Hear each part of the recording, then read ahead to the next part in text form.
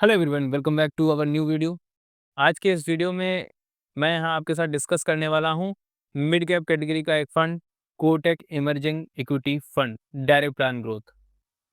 इस फंड को हम डिस्कस करेंगे। इस फंड में क्या अच्छी चीज़ें हैं, क्या बुरी चीज़ें हैं। साथ ही मार्केट में इतनी ज़्यादा जो वॉलेटिलिटी बनी रही है, इसके बाद हमें एक सेफ फंड चाहिए, जिसमें अगर हम इन्वेस्ट करते हैं तो बिल्कुल शांत, एकदम काम होके इन्वेस्ट कर सकें। क्योंकि आपने खुद देखा है, आप लोग ने मार्केट की गिरावट को देखा है कि कितने लोगों ने यहाँ पे अपना पैसा खोया है। बहुत से लोग पैनिक की वजह से अपने पैसे को विथड्रॉल करके निकल गए हैं। तो अब हम यहाँ पे थोड़ा सा स्टेबल होना चाहते हैं, ना ज़्यादा रिस्क लेना चाहते हैं, ना ही बहुत कम रिस्क में जाना चाहते हैं, क्योंकि हमें रिटर्न भी कमाना है। तो हम एक ऐसा फंड ढूंढ रहे हैं जिसमें हम इन्वेस्ट करें, रिस्क भी बहुत ज़्यादा नहीं हो और स्टेबिलिटी भी अच्छी खासी हो, कि जिससे कि हमें अगर कभी मार्केट वॉलेटाइल होती है तो हमें इतना मालूम हो कि हमने कहाँ पैसा लगाया है, मेरा पैसा डूबेगा नहीं। तो इन सब फैक्टर्स को ध्यान में रखते हुए इस फंड को मैं आपके साथ यहाँ डिस्कस करने आया हूँ। इस फंड को डिस्कस करेंगे, लास्ट में आप खुद कहेंगे कि हाँ, बढ़िया फंड है, इन्वेस्ट कर सकते हैं। तो बिना देरी के शुरू करते हैं आज का वीडियो। जैसा मैंने बताया कि Kotak emerging equity fund direct plan growth, इस फंड के बारे में जानने वाले हैं। लास्ट में ये फंड जितना रिटर्न देगा, उसके हिसाब से हम कैलकुलेट करेंगे कि आप अगर कितनी भी एसआईपी करते हैं, मान लेते हैं आप 5000 की एसआईपी करते हैं, तो आप कितना रिटर्न बना सकते हैं। Kotak emerging equity fund direct plan growth, इस फंड की हम बात करें तो ये जनवरी 2013 में शुरू हुआ था। बेंचमार्क की बात कर लेते हैं तो निफ्टी मिड कैप 150 इसका बेंचमार्क हो जाता है। साथ ही जो लॉन्चिंग जब इस फंड की हुई, यानी जनवरी 2013 से रिसेंट अभी तक 2024 तक इस फंड में 21.87 का रिटर्न प्रोवाइड किया है। तो जनवरी 2013 से लेके आज रिसेंट यहाँ पे 2024 की अगर हम बात करते हैं तो यहाँ पे 21.87 का रिटर्न प्रोवाइड किया है। फंड साइज की अगर हम बात कर लेते हैं तो 50,627 करोड़ का इसका फंड साइज हो जाता है। एक्सपेंस रेशियो 0.38% का रहता है, जो कि अगर हम कैटेगरी एवरेज से कंपेयर करते हैं तो ये काफ़ी कम है।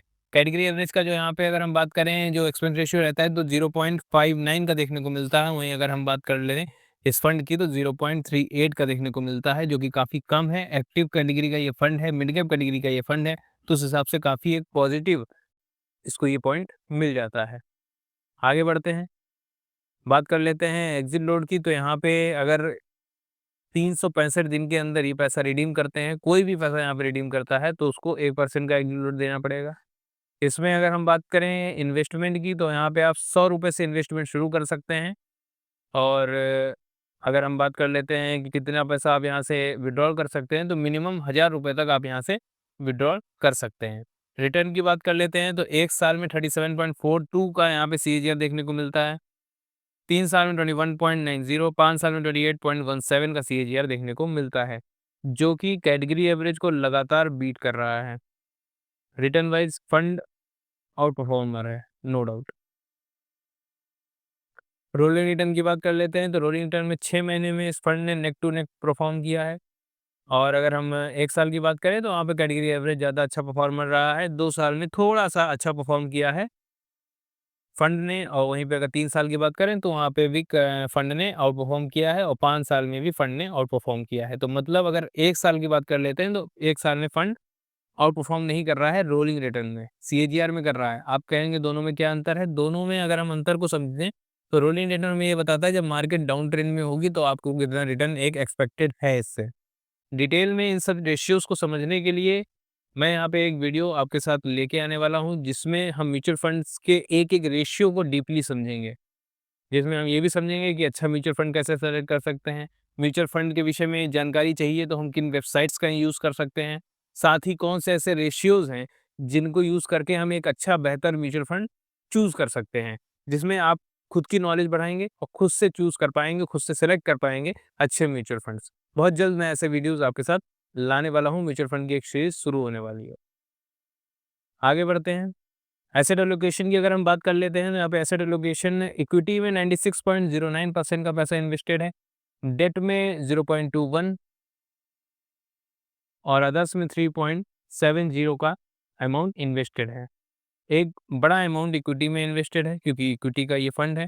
मार्केट कैपिटलाइजेशन में यहाँ पे जाइंट कैप में 3.91, लार्ज कैप में 15.46, मिड कैप में 73.76, स्मॉल कैप में 6.87 और इन्वेस्टेड है यहाँ पे अमाउंट। सेक्टर एलोकेशन की बात कर लें, टेक्नोलॉजी में 15.17, कैपिटल गुड्स में 14.3, फाइनेंशियल्स में 10.84, हेल्थ केयर में 10.09, केमिकल्स में 9.57 और अदर्स में 40.30 का इन्वेस्टमेंट देखने को मिलता है। इनके अगर हम नंबर ऑफ होल्डिंग्स की बात कर लें तो अक्टूबर 2024 के हिसाब से जो डेटा हमारे पास है उसमें ये 67 कंपनीज को होल्ड करते हैं अपने पोर्टफोलियो में, जिसमें टॉप 5 कंपनीज में अगर इनकी होल्डिंग की बात करें तो 17.14 की होल्डिंग देखने को मिलती है। हाईएस्ट एक्सपोजर की बात कर लेते हैं तो परसिस्टेंट सिस्टम्स में 4.16 का यहाँ पे इनकी एक हाईएस्ट एक्सपोजर, मतलब जहाँ पे इनका ज़्यादा इन्वेस्टमेंट जिस कंपनी में है वो एक परसिस्टेंट सिस्टम्स देखने को मिल रही है। रेशियोज में अगर हम देखें तो standard deviation comparatively category average better है, beta comparatively category average better है, शार्प रेशियो भी कंपेटिवली कैटेगरी एवरेज बेटर है। बट यहाँ पे अगर हम देखें तो बीटा बेटर है, थोड़ा और अच्छा हो सकता था, बट हाँ कंपेरेटिवली क्योंकि कैटेगरी एवरेज तो अच्छा है। तो रेशियोज भी इस फंड के काफ़ी अच्छे हैं। सारी चीज़ें अभी तक हमने जितनी डिस्कस करी काफ़ी पॉजिटिव पॉइंट्स हमको मिले हैं। लास्ट में जान लेते हैं इसको मैनेज कौन कर रहा है। इस फंड को जनवरी 2024 प्रेजेंट में इस समय जो इसको मैनेज कर रहे हैं वो हैं अतुल भोले। ये बीकॉम चार्टेड अकाउंटेंट जो इससे पहले कोटक महिंद्रा म्यूचुअल फंड में ज्वाइनिंग करने से पहले DSP mutual fund, Tata mutual fund, JP Morgan services private limited और एसबीआई ट्रेजरी में वर्क कर चुके हैं। तो ये थी इस फंड की कुछ डिटेल्स जो मैंने आपके साथ शेयर करी। ओवरऑल फंड बेस्ट है अपनी कैटेगरी में, आउट परफॉर्मर है, लगातार अच्छे रिटर्न दे रहा है अपने इन्वेस्टर्स को और एक सेफ लो वोलेटाइल का ये फंड है। मतलब अगर आप इसमें इन्वेस्ट करते हैं तो आप नो डाउट बहुत ही सेफ इन्वेस्टमेंट को रखते हैं। अब यहाँ पे लास्ट में हमने सारी चीज़ें जान ली, लास्ट में हमारे पास बचता है कि अगर हम इस फंड में मिड कैप कैटेगरी के फंड में कोटक इमर्जिंग इक्विटी फंड में 5,000 रुपये की एसआईपी करते हैं तो कितना कॉर्पस हम तैयार कर सकते हैं, कितना अमाउंट हम बना सकते हैं, उसको भी जानते हैं।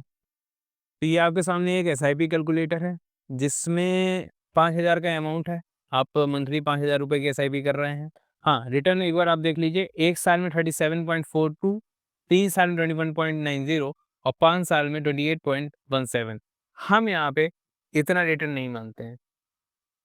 हम 5 साल में जो 28.17 चल रहा है, उसी को हम उससे भी कम 25% का रिटर्न लेके चलेंगे, ना इससे ज़्यादा, ना इससे कम। चलिए और कम कर देते हैं, 20% का रिटर्न लेके चलते हैं। अगर हम देख रहे हैं यहाँ पे रोलिंग रिटर्न के हिसाब से, तो रोलिंग रिटर्न में लगातार यहाँ पे 5 साल में इसने बीट किया है, तो 20% का रिटर्न मिड कैप कैटेगरी से हम एक्सपेक्ट कर लेते हैं। यहाँ पे एक्सपेक्टेड रिटर्न हमें यहाँ पे 20% का है, जो सीएजीआर हमारा 28% रखते हैं। क्यों 20% रखेंगे? आप कहेंगे इतना रिटर्न नहीं दे रही है मार्केट, तो आप यहाँ पे लॉन्ग टर्म के लिए इन्वेस्ट कर रहे हैं। आपके सामने सारा डेटा है, मैं यहाँ पे झूठ नहीं बोल रहा हूँ, फिर भी आपके लिए यहाँ पे 18% का रिटर्न लेके चलता हूँ, ज़्यादा लेके नहीं चलूँगा। ड्यूरेशन को हम लॉन्ग टर्म का कर लेते हैं, तो ड्यूरेशन हमारी रहेगी 20 ईयर। ठीक है, 5 साल का इन्वेस्टमेंट अमाउंट है एसआईपी के तौर पे, 20 साल की ड्यूरेशन रहेगी, 18% का रिटर्न रहेगा और फिर हम समझते हैं कितना कॉर्पस हम तैयार कर सकते हैं। ये आपके सामने डेटा है, मैं यहाँ पे कोई भी चीज़ें को हेर-फेर नहीं कर रहा हूँ। देखिए इन्वेस्टमेंट अमाउंट है आपका 12 लाख रुपए और एस्टिमेटेड रिटर्न यहाँ पे 1,05,34,792 रुपए आपका यहाँ पे रिटर्न बन रहा है। तो जो कि अगर हम बात करें, आपकी यहाँ पे वैल्यू बन जाती है 1,17,34,792 रुपए। ये आपके इन्वेस्टमेंट अमाउंट की वैल्यू बन जाती है। 1,17,34,792 रुपए। ये हमने मान लिया है 18% के हिसाब से रिटर्न, ठीक है। मार्केट वोलेटाइल भी होगी तो भी आपको 17-18% का रिटर्न दे देती है। मार्केट में अगर कभी डाउन ट्रेंड आता है, मैंने आपको बताया 5 साल में लगातार ये अपना आउट परफॉर्म कर रहा है अपनी कैटेगरी एवरेज को। तो ओवरऑल अगर हम इस फंड की बात कर लेते हैं तो ये फंड काफ़ी बेहतर ये फंड देखने को मिलता है। तो नो डाउट इस फंड में आप इन्वेस्ट कर सकते हैं लॉन्ग टर्म के लिए। ये था Kotak emerging equity fund full detail video जिसमें हमने आपको सारी चीज़ें समझाई फंड के विषय में और साथ ही आपको ये भी बताया कि आप किस तरीके से अगर इसमें इन्वेस्ट करते हैं तो आप कितना रिटर्न कमा सकते हैं 20 साल में। देखिए आप 10 से 15 साल, 20 साल के लिए तो आपको इन्वेस्ट करना ही चाहिए, तभी आप एक अच्छा कॉर्पस बना सकते हैं लॉन्ग टर्म में। आई होप आपको जानकारी पसंद आई होगी, वीडियो अच्छा लगा है तो लाइक करिएगा, चैनल को सब्सक्राइब करिएगा, दोस्तों के साथ शेयर करिए जो कि इन्वेस्टमेंट करना चाहते हैं या जानकारी चाह रहे हैं या फिर बहुत ज़्यादा कन्फ्यूज़ हैं कहाँ इन्वेस्ट करें, तो उनके साथ वीडियो को शेयर करिए और अवेयरनेस को बढ़ाते रहिए। मिलते हैं नेक्स्ट वीडियो में। धन्यवाद।